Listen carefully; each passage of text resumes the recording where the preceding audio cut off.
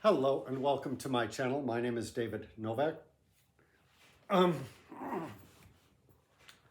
so, beginning, I think, November 6th, a lot of booktubers have been doing the Read What You Own challenge, a challenge started by Ali at Criminali. I will put a link in the description if I can find one where he talks about it. And it's a challenge where it's not a challenge between you and another person. It's solely something that you set up within yourself, where you determine that you will read X number of books which you already own before buying any new books. Now, some people do it with a time constraint rather than a quantity. So they will say, I will read books that I own for 2 months before buying another book or books. And I, over the years, have purchased books that I have not read, and I have a fair library of books that I have not read. And as with so many other people, since I have been making booktube videos, I find myself buying more books.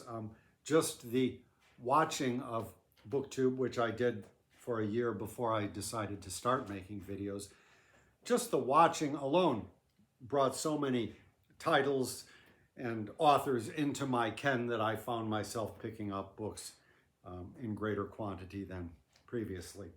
Now, if I had a basement with wall-to-wall shelves, that would be great.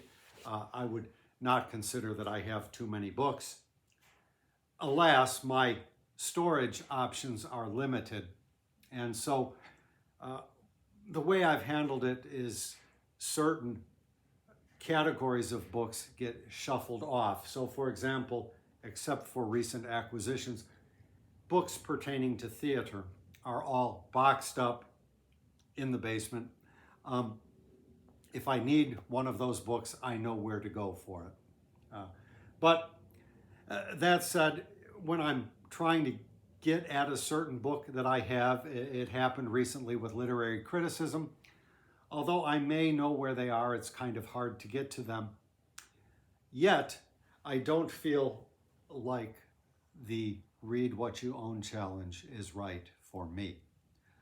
And I wanted to talk a little bit about that. Now, when I sit down in front of the camera and the words start popping out of my mouth, I never know if what I'm going to say bears any relation to any of the thoughts which have been germinating, but I will give it a go.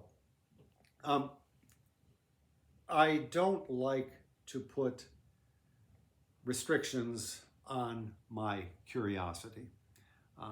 So I've said that when I'm reading a book, I tend to automatically, just in the course of that book, come up with 4 other books that I want to read or would like to read. In some cases, I go out and buy those books. In some cases, I don't. I just think about it. So, and I will intersperse this with some new acquisitions. So recently I read Peter Frankopan's The Silk Roads, and I was not entirely smitten with that book.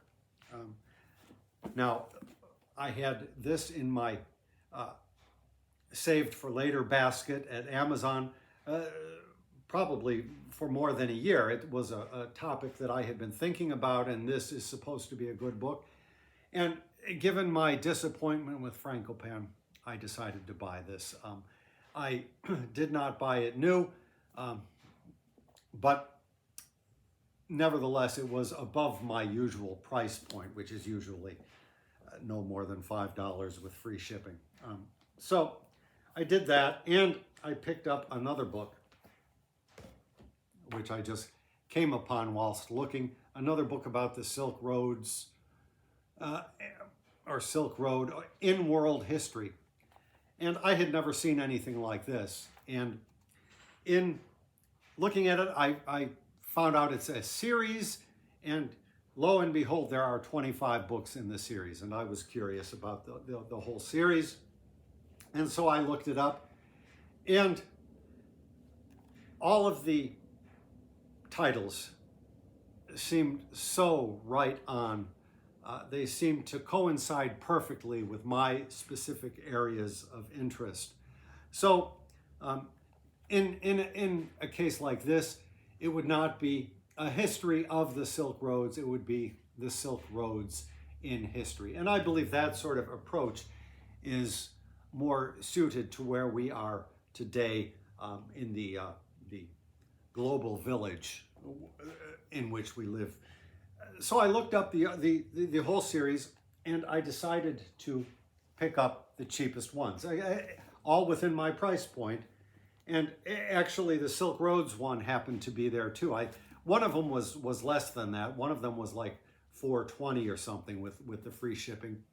But so I got the Indian Ocean, which is something I've been wanting to read for a long time. There was a different book that I desperately wanted years ago about the Indian Ocean, and it was unaffordable to me.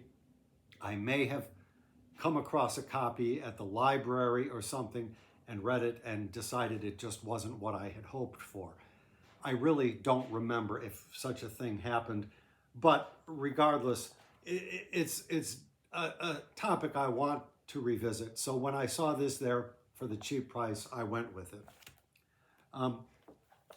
They had one on China, and again, at $5 or less than $5, I couldn't pass it up. I believe the purpose of this series is to provide slim introductions. So this is probably the thickest you're going to get. It's about 150 pages. But for all of China, if it gives you a good introduction, it's well worth it. I have a 6-volume set about the history of China that I am hoping to undertake before long. But something like this, if you can take it in a day or two, it's well worth it. So we'll see. We'll see how any of these go. And so there was a case of not just a book that I was curious about, but an entire series that I'm curious about. And it's quite possible that these would not be available in the public library. And for $5, it's worth it to me to have on hand so that I can just pick them up as I feel so inclined. So they are an option. And so for me, having these options at hand is very important. The library in Chicago for scholarly topics, which has been the bulk of my reading throughout my adult life, is fairly dismal. And sometimes you can get them through the interlibrary loan, but I would say more than 50% of the time, the book you request, if it's in the system, doesn't show up, which generally means that somebody has stolen it, but the library does not take the book down from its database in that situation. And of course, any kind of scholarly book is more than likely not to be available at Chicago Public Library. So that's the sad fact. And so if I can get a cheap copy of something that piques my curiosity, I will do it. So that's one set of things that I bought. Now this, an example, I was watching a Steve Donahue video, and he talked about this book. An author I've never heard of, a title I've never heard of, and he said, this is a must read. It's about the way Native Americans were treated in this country by the white settlers and the U.S. government. Treaties were made that were not kept. Treaties were made that the white man or white men had no intention of keeping. I don't know if I need to read a whole book to tell me that, but as a place to start, it looks pretty good. This also was a touch above my price point. I think I paid $6 for it. It was the cheapest option available and comes with a little bit of a smell to it. So I won't be keeping it with my other books. And I'm not certain that I will read it, but it seems like it reproduces a lot of good documentation. So say where a treaty was drafted, a healthy portion of it may actually be quoted in the book. So as I say, I don't know for sure that I'll read it, but I will look at it.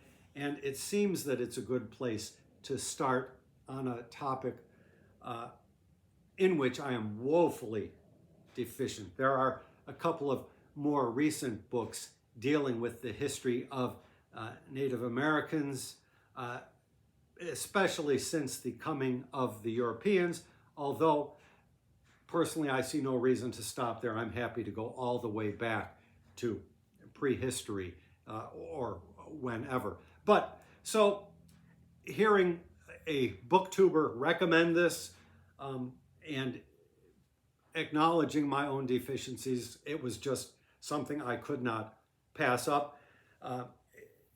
Who knows if my library has it? I've given up for the most part trying to find things unless they are, say, popular fiction. Then I stand a good chance of snagging something if you don't mind the wait. In this case, it will be somewhere where when I need to, I can just reach for it and look at it.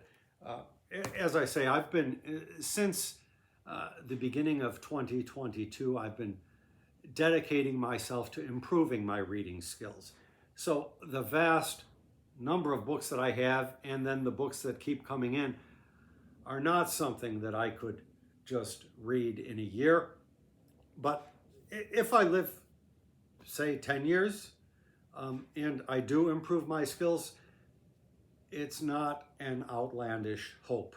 Now, I don't count on living 10 years, but on the other hand, when I pick up a book, knowing that I can't read it in this instant, well, I'm going to say, well, who knows? Maybe I will live long enough. I just read, I read this by E.D. Morel and am 2/3 through this, which were purchased by me over a decade ago, I'm sure. And all of a sudden now here I am reading them. So you just never know. So those were some recent acquisitions, but I have more.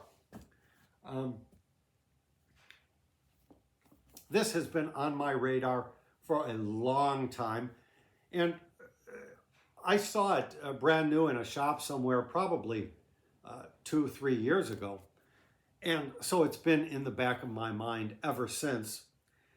And the author is known to me. I read this back when I was living in Taiwan. And I liked the stories. One story in this volume is absolutely beautiful.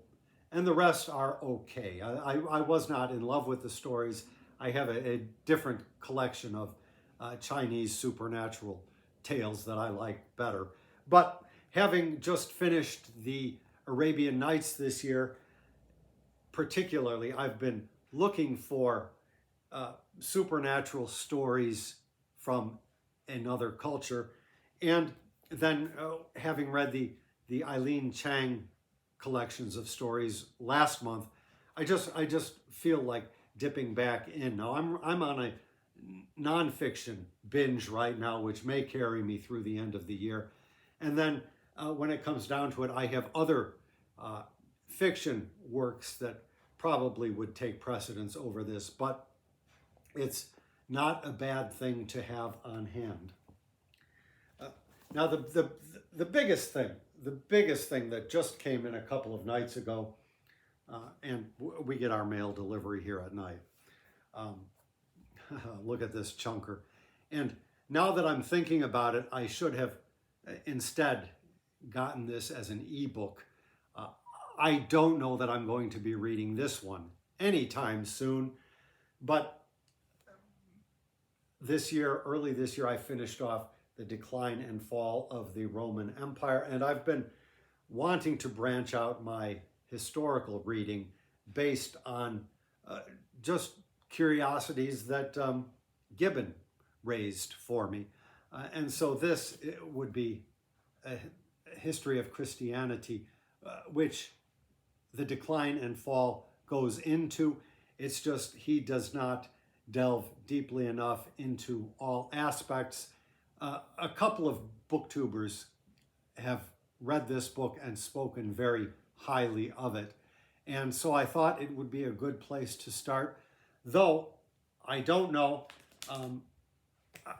Looking at the font size, I think definitely considering an ebook would be the thing to do. I had to get this edition because of the way the cross is used as the T in not one but two words. I'm just smitten with that design aspect of the cover. So this is the kind of book, whoa, did I just see? No, I didn't see. I thought I saw some underlining. This is the kind of book that is good to have on hand, I think. One never knows when suddenly one wants to study the history of the church. I read a church history back in 1996, maybe, or 1998, one of those years. And I don't believe it was such a good history. And this, as I say, based on everything I've heard about it, is pretty good and pretty comprehensive. So it will be there. Church history really is not something that I'm all that interested in, honestly. But as my reading improves, I find that a 1,000-page chunker, which this is simply not so daunting anymore. And the last book that I got recently, I will let you know, is more of a vanity thing, I suppose. The first history book that I read was Ancient History, Evidence, and Models by M.I. Finley. I've mentioned that book umpteen times on this channel. A very important book for me, and it was in a Penguin paperback. And over the years, the copy I had became so terribly yellow. Some of my other Finley books did, and I replaced them, but none got as bad as Ancient History. And so I bought a hardbound of this.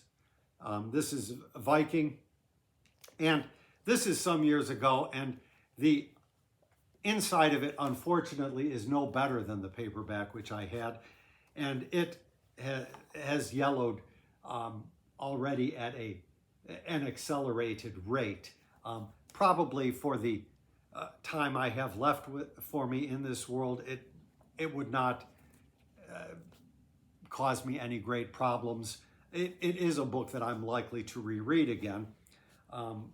But I decided to go and get a copy from the Chatto and Windus edition. And sorry to say, it looks almost as bad as the Viking. It's a little bit thicker, so I have some hopes that the paper quality might be a little bit better, but it looks like it was printed from the same plates. There's no difference at all except for the name of the publisher. So here you have Chatto and Windus, and I have other older Finley books that just happen to be under that imprint, and the books were of better quality than this appears to be. But regardless, I think this will tide me over for the remainder of my life. There do exist a couple of different and newer paperback editions, which if I stumble across them, I would consider picking up. But I believe they are available in the UK and not here anywhere near my price point. So I will just have to let that go. But another reason that I believe having books that you don't read, other than that they will be there for your curiosity, is, well, years ago I read Double Fold, and I can't remember the author, but he talked about how print books, these lovely old, more than 100-year-old editions of E.D. Morel, print books tend to survive. They don't always survive, but they do tend to survive, and the chances of their survival is better than that for any other media. So, given that, and given that I sometimes have something of an apocalyptic view of the world, I look at my small personal library as possibly something that might survive the cataclysm. You never know. The whole city may just blow up, and all of the libraries somehow blow up, and yet this one building will be standing, and the books will be there. If you believe something should exist and should continue existing, it's a good reason to own a copy. I think it's pretty well known that stuff in, say, museums is not as secure as we would like it to be. And I believe the same for libraries.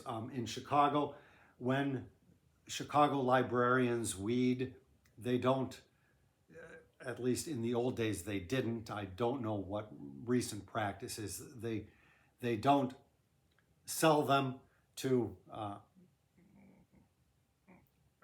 whoever for $1, like so many people find themselves buying books at these library sales. They don't do that. They destroy the books that they get rid of, as I recall.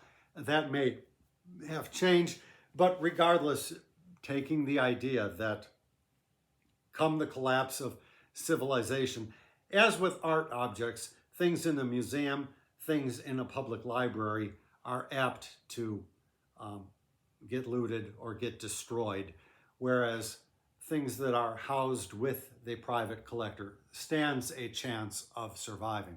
So for all of these reasons, I affirm the choice made by anybody who wants to hold on to books, that there's a lot of good reasons for that. For myself, I am not a writer anymore, so having a bunch of books that I might refer to for research, that excuse is gone. And for me personally, actually having books that I have not read is probably better than books that I have read, unless it's something like this, which I'm very likely to be revisiting at some point. I've read it at least 2 or 3 times. And so, for the time being, I plan to continue purchasing books as my whimsy takes me. I want to slow it down a bit, but what I'm trying to think about is getting rid of those books that I have already read. I have a good number of those, and since I have been becoming a stronger reader, the idea of holding on to a book for sentimental purposes is fading fast. It's totally an unexpected byproduct or side effect to reading more strenuously, but it is happening. I find my focus is on what I am actually reading, and then some focus on what I might be reading in the future. But the idea of just holding on to a book for I don't know, because I love the beauty of it there, that's less critical for me at this time. Although early on, when I was reading less, I had my prized copies of books. You know, I went through a phase where I was picking up Finley's books in hardback, and I believe I have just about everything in a hard copy. And I will not get rid of them, but I do find nowadays soft covers so much more comfortable to read than hard covers. So that is just some sporadic thoughts about why it is good to buy excess books and hold on to books, even if there are more books than you can possibly read in a lifetime. Thank you very much for stopping by my channel.